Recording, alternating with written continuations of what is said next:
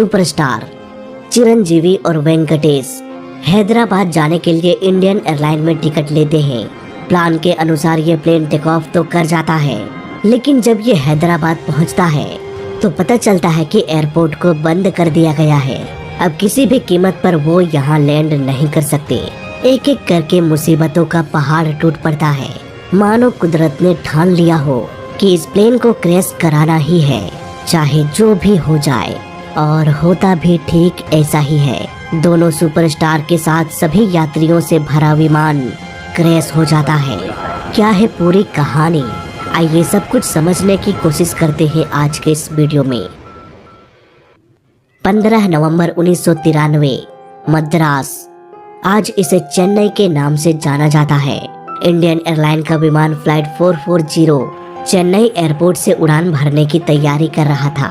सुबह सुबह कोहरा काफी था, इसलिए अच्छी तरह से फ्यूल कैलकुलेट करके प्लेन में डाला जा रहा था।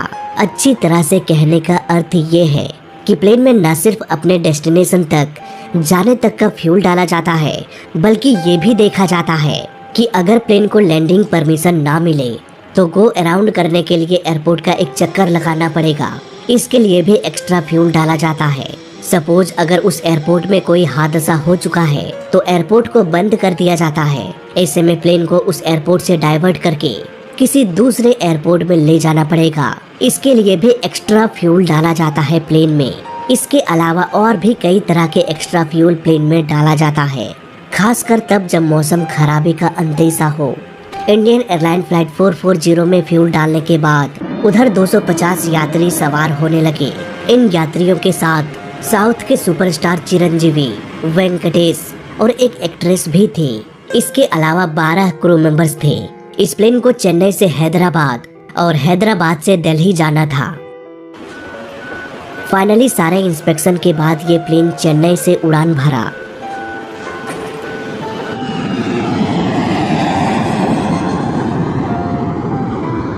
इस प्लेन को captain Ram P Bhalla operate कर रहे थे। देखते ही देखते ये प्लेन 30,000 फीट के एल्टीट्यूड पर भी पहुंच गया। हैदराबाद एयरस्पेस में दाखिल होने के बाद कैप्टन राम ने प्लेन के एल्टीट्यूड को नीचे करना शुरू कर दिया। जैसे जैसे प्लेन नीचे आ रहा था, कोहरा भी बढ़ता गया। कैप्टन राम ने एटीसी से पूछा कि रनवे की विजिबिलिटी कितनी है, क्या हम अपने प्लेन को लैंड करा सकते हैं। एटीसी ने जवाब दिया कि हाँ बिल्कुल, आप लैंडिंग की तैयारी करें। प्लेन अब धीरे धीरे नीचे आता गया। प्लेन की स्पीड को कम करने के लिए पायलट ने फ्लैप्स को फुल कर दिया। इसके बाद प्लेन एयरपोर्ट की ओर बढ़ने लगा। तभी अचानक से एटीसी का कॉल आया। उन्होंने कहा कि आरवीआर ड्रॉप होकर मिनिमम से भी नीचे जा चुका है। आरवीआर का मतलब होता है रनवे विजुअल रेंज, यानी कि प्लेन को उतारने के लिए कम से कम जितनी दूरी तक रनवे दिखाई देनी चाहिए उतना भी दिखाई नहीं देने लगा। इसलिए एटीसी ने कहा कि आप लैंडिंग प्रोसेस को रोक दीजिए। इसके बाद हैदराबाद एयरपोर्ट को बंद कर दिया गया।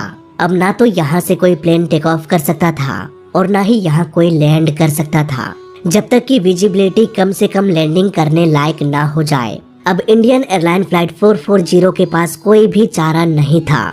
वो किसी भी कीमत पर यहाँ लैंड नहीं कर सकते थे। उनके पास दो ही रास्ते थे, या तो वो किसी और एयरपोर्ट में चले जाए या फिर इंतजार करे इस उम्मीद से कि मौसम थोड़ी साफ हो जाए और वापस से एयरपोर्ट चालू हो। अक्सर पायलट्स बड़े दुविधा में पड़ जाते हैं ऐसे डिसीजंस लेने में कि आखिर करे तो क्या करे, किसी दूसरे एयरपोर्ट में चले जाए या फिर इंतजार करे। मान लो पायलट प्लेन को दूसरे एयरपोर्ट में ले जाकर लैंड करा देता है और सपोज 10 मिनट बाद मौसम साफ हो जाती है। ऐसे में पैसेंजर्स गुस्सा दिखाएगा कि भाई सिर्फ 10 मिनट की ही तो बात थी, उसी एयरपोर्ट में वेट कर लेते, 10 मिनट तक एयरपोर्ट का चक्कर लगाते और अपने डेस्टिनेशन पर ही लैंड कर जाते। इसके अलावा भी प्रॉब्लम खत्म नहीं होती। इस प्लेन को वापस से उसी एयरपोर्ट पर ले जाना पड़ेगा, क्योंकि उसी एयरपोर्ट से अगली फ्लाइट भी है। अब चलो मान लेते हैं कि पायलट इंतजार करता है मौसम साफ होने की, पर आधा घंटा गुजर जाता है। ऐसे में एयरलाइन कंपनी गुस्सा करेगी कि पास के एयरपोर्ट में कहीं लैंड कर जाते, बेकार में ही फ्यूल बर्बाद किया। कुल मिलाकर कहा जाए तो दोनों तरफ से ही पायलट ही पिसते हैं। अब बात करते हैं इंडियन एयरलाइन फ्लाइट 440 की। तो प्लेन को लैंड कराने के लिए पायलट ने प्लेन के फ्लैप्स को डाउन किया था ताकि प्लेन धीमा होकर लैंड कर सके। अब क्योंकि लैंडिंग को रोक दिया गया था, इसलिए कैप्टन ने फ्लैप्स को वापस से ऊपर करने का सोचा और यहीं पर हो गई गड़बड़ी। कैप्टन बार बार फ्लैप लीवर की मदद से फ्लैप्स को ऊपर करने की कोशिश कर रहे थे, फिर भी ये ऊपर जाने का नाम नहीं ले रहा था। प्लेन के दोनों साइड का फ्लैप अटक चुका था, यानी कि प्लेन अब भी लैंडिंग पोजीशन में ही था। यहाँ पर पायलट ने ये डिसाइड किया कि कुछ देर तक हम हैदराबाद एयरपोर्ट का ही चक्कर लगाएंगे और कोशिश करेंगे कि किसी तरह से इस अटके हुए फ्लैप्स को ठीक किया जा सके। लेकिन समय बीतता गया और फ्लैप्स में कोई भी सुधार नहीं हुआ और न ही रनवे पर विजिबिलिटी सही होने का नाम ले रही थी। यहाँ पर दो ऐसा एयरपोर्ट था जो हैदराबाद एयरपोर्ट से बेहद नजदीक था। अगर हैदराबाद में वो लैंड नहीं कर सकते थे तो आसानी से इंडियन एयरलाइन फ्लाइट 440 दोनों में से किसी एक एयरपोर्ट में जाकर लैंड कर सकते थे। लेकिन यहाँ भी कैप्टन राम को निराशा ही हाथ लगी, क्योंकि उन दोनों एयरपोर्ट में तो हैदराबाद से भी खराब मौसम था। कुल मिलाकर कहा जाए तो इस वक्त तक इंडियन एयरलाइन को सुरक्षित लैंड कराने के सारे रास्ते बंद हो गए। प्लेन धीरे धीरे 15,000 फीट के एल्टीट्यूड पर आ गया, लेकिन फ्लैप के फैलाव की वजह से तेजी से हवा इससे टकराकर प्लेन को धीमा कर रही थी। ये फ्लैप्स प्लेन में ब्रेक का काम करता है, जो अपनी पूरी ताकत से प्लेन को धीमा करने में लगा था। इसलिए कैप्टन ने प्लेन के पावर को ही बढ़ा दिया ताकि फ्लैप्स की वजह से जो स्पीड कम हो रही है उसे मेंटेन किया जा सके। इससे प्रॉब्लम ये होने लगी कि फ्यूल बहुत ही तेजी से खत्म होने लगा। हालात बिगड़ते देख कैप्टन ने ये फैसला ले लिया कि हम प्लेन को वापस चेन्नई ले जाएंगे, जहां से हमने टेक ऑफ किया था। प्लेन में एक्स्ट्रा फ्यूल भी डाला गया था, क्योंकि इसे हैदराबाद से वापस दिल्ली भी जाना था। यहाँ पर पायलट को लगा कि इतने फ्यूल में हम आराम से वापस चेन्नई एयरपोर्ट जा सकते हैं, लेकिन ऐसा हुआ नहीं। फ्लैप ऑन होने की वजह से ड्रैग इतनी बढ़ गई कि ऐसा लग रहा था मानो फ्यूल अपने दुगुनी रफ्तार से खत्म होने लगी हो। मे भी यहाँ पर कैप्टन ने फ्यूल कैलकुलेट किया होगा, पर फुल फ्लैप्स के साथ नहीं। शायद यही वजह रही होगी कि उन्हें पता ही नहीं चल पाया कि फ्लैप्स को ऑन करके हम कहां तक उड़ सकते हैं। फाइनली वही हुआ जिसका डर था। प्लेन में फ्यूल खत्म हो गया। इतनी देर में ये प्लेन हैदराबाद से तिरुपति आ गया। यहाँ पर कैप्टन के द्वारा लिया गया हर एक डिसीजन एक डिजास्टर साबित होने वाला था, क्योंकि बिना फ्यूल के तो एयरपोर्ट तक पहुँचने से रहा। अब इंडियन एयरलाइन फ्लाइट 440 की किस्मत लिखी जा चुकी थी। जल्द ही ये प्लेन क्रैश होने वाला था। दोस्तों, अक्सर आपने मुझे ये कहते हुए सुना होगा कि प्लेन दुनिया का सबसे सुरक्षित माध्यम है ट्रेवल करने का। चाहे हालात कैसी भी हो, इस बात की संभावना जरूर होती है कि प्लेन को सही सलामत उतारा जा सके। प्लेन तब भी लैंड करता था जब दुनिया में कोई एयरपोर्ट ही नहीं था। इतिहास गवाह है कि कैसे एक पायलट जो सिर्फ अपनी एक आंख से देख सकता था, उसने खेत में प्लेन को लैंड कराया। कैसे दोनों इंजन फेल होने के बावजूद भी यूएस एयरवेज को एक नदी में उतारा गया। साफ शब्दों में कहें तो अब कैप्टन राम के हाथों सब कुछ था। उनके द्वारा लिया गया एक डिसीजन या तो सबकी जान ले सकता था या फिर सबकी जान बचा सकता था। जैसे जैसे प्लेन नीचे आता गया, पायलट ऐसी जगह तलाशने लगे जो समतल हो। हालांकि ऊपर से ऐसी जगहों का अनुमान लगा पाना बेहद मुश्किल हो जाता है, खासकर नए पायलट्स के लिए। अब क्योंकि दोनों पायलट इसी रूट में रोज रोज फ्लाई किया करते थे, इसलिए उन्हें ये आइडिया था कि समतल जगह किस और मिल सकती है। जगह तलाशने के बाद पायलट ने सबसे अच्छा डिसीजन ये लिया कि उन्होंने लैंडिंग व्हील को क्लोज ही रखा। प्लेन का व्हील प्लेन को स्मूथ लैंडिंग कराने में मदद करता है, लेकिन तब जब प्लेन रनवे पर लैंड कर रहा हो। लेकिन दिक्कत तब हो जाती है जब प्लेन को ऊबड़ खाबड़ जमीन में उतारना हो। पहिया किसी भी गड्ढे में आराम से फंसकर टूट सकता है और एक झटके में प्लेन पलट सकता है। इसलिए ऐसे केस में अगर प्लेन का पहिया क्लोज हो तो ये छोटे मोटे गड्ढे प्लेन का कुछ भी बिगाड़ नहीं पाएगा।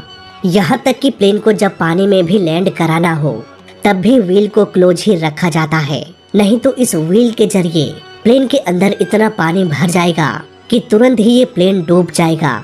ऐसे में हो सकता है यात्री जल्दी जल्दी बाहर ना निकल पाए। कहने का अर्थ ये है कि सिचुएशन के हिसाब से अगर एक सही डिसीजन ले लिया जाए तो कई बार मौत के मुंह से भी निकला जा सकता है, कैप्टन राम ने अब प्लेन को धीरे धीरे नीचे लाया। यहाँ पर उन्हें जितना हो सके प्लेन की स्पीड को कम ही रखना था ताकि इम्पैक्ट कम से कम हो। वैसे भी फ्लैप्स की वजह से प्लेन का स्पीड बेहद कम हो चुका था। अब कैप्टन स्पीड ब्रेक का इस्तेमाल करके प्लेन को नीचे ले आया और फाइनली ये खेत में उतर गया। मिट्टी को चीरते हुए फिसलते हुए ये प्लेन आगे बढ़ता गया और कुछ ही देर में ये रुक गया। अच्छी बात ये थी कि प्लेन के टैंक में फ्यूल ही नहीं था, इसलिए हादसे में आग लगने की संभावना भी नहीं थी। हालांकि बिना पहियों के लैंडिंग करने की वजह से प्लेन का दोनों इंजन काफी डैमेज हो गया, पर सभी 250 यात्री और 12 क्रू मेंबर सुरक्षित बच चुके थे। इस हादसे के बाद पायलट को बहुत क्रिटिसाइज किया गया कि पायलट ने गलत फ्यूल कैलकुलेशन किया। ये प्लेन चेन्नई जा भी नहीं सकता था, फिर भी उन्होंने वापस से प्लेन को मोड़कर चेन्नई की ओर ले गया। देखो, बात करें गलती की तो हो सकता है पायलट ने फ्यूल कैलकुलेशन गलत किया हो। उन्हें ये आइडिया नहीं होगा कि फ्लैप्स को फुल करने के बाद प्लेन कितना माइलेज देगा।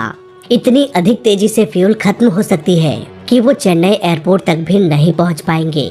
लेकिन इस बात को अगर इग्नोर कर दिया जाए कि फ्यूल कैलकुलेशन गलत हुई, मान लो कैप्टन सही फ्यूल कैलकुलेशन करता, तब भी तो उसके पास कोई चारा नहीं था। हैदराबाद एयरपोर्ट को तो बंद कर दिया गया। आसपास के दोनों एयरपोर्ट में भी मौसम हैदराबाद से भी खराब था। ऐसे में अगर वो करते तो क्या करते? हाँ, ILS की मदद से हैदराबाद एयरपोर्ट में इमरजेंसी लैंडिंग कर सकते थे, लेकिन 1993 में हैदराबाद में ILS सिस्टम मौजूद था या नहीं, इस पर भी डिपेंड करता है। साफ साफ कहें तो गलतियां चाहे 1000 हुई हो, पर पायलट ने अपनी सूझबूझ से सभी लोगों की जान बचाई। जब आपके जान के साथ 262 लोगों की जान भी दाव पर लगी हो और आप पायलट के सीट में बैठे हो, फ्यूल खत्म, प्लेन क्रैश होने वाला है, वो सिचुएशन क्रिएट करके देखो किस मेंटल हालात में थे दोनों पायलट। इसके बाद ये कमेंट करना ठीक रहेगा कि पायलट ने सही डिसीजन लिया या गलत। खैर, इस वीडियो में अभी तक के लिए बस इतना ही। वीडियो अच्छा लगा तो लाइक कर देना, बुरा लगा तो डिसलाइक कर देना, और दोनों ही केस में चैनल को सब्सक्राइब कर देना, क्योंकि इस चैनल में सीखने के लिए बहुत कुछ है। तो मैं मिलता हूँ आपसे अगली वीडियो में, तब तक के लिए देखते रहिए और सीखते रहिए। जय हिंद, वंदे मातरम।